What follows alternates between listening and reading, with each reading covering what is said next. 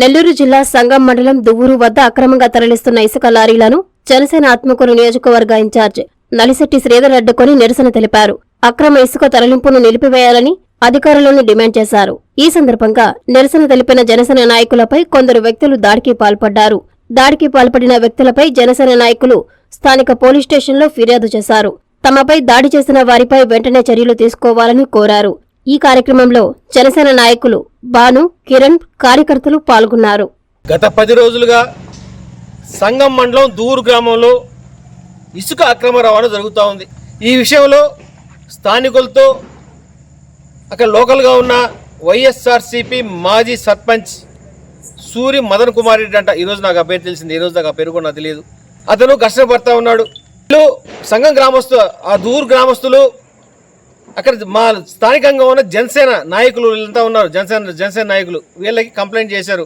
ఈ విధంగా ఇసుక అక్రమ రవాణా జరుగుతూ ఉంది, దీనివల్ల రోడ్లు దెబ్బతింటున్నాయి, మా ఇల్లు అంత దుమ్ముదులతో నిండిపోయింది, కాబట్టి మీరు వచ్చి ఒక ధర్నా చేస్తే బాగుంటుంది. ఈ విషయాన్ని కలెక్టర్ దృష్టికి పోతే, మీరు వచ్చి ధర్నా చేస్తే కలెక్టర్ దృష్టికి, పై అధికారుల దృష్టికి పోతే ఇసుక అక్రమ రవాణా ఆగిపోద్దన్న ఉద్దేశంతో వాళ్ళు మా నాయకులకు ఫిర్యాదు చేస్తే నేను పరిశీలిద్దామని చెప్పి ఈరోజు దూరు గ్రామానికి పోవడం జరిగింది.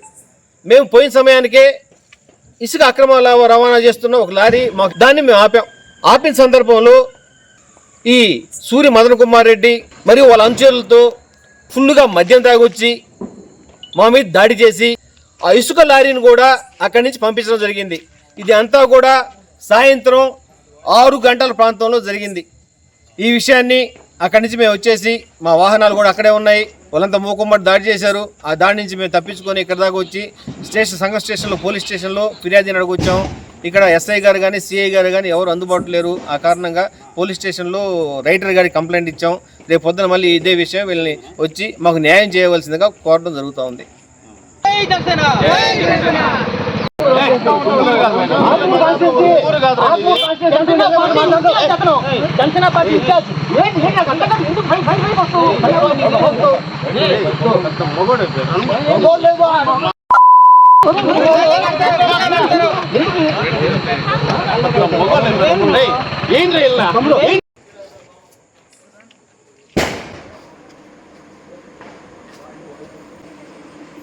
మాపై దాడి చేసిన వైఎస్ఆర్సీపీ నాయకులను వెంటనే, జనసేన కార్యకర్తలపై దాడి చేసిన వైఎస్ఆర్సీపీ నాయకులను వెంటనే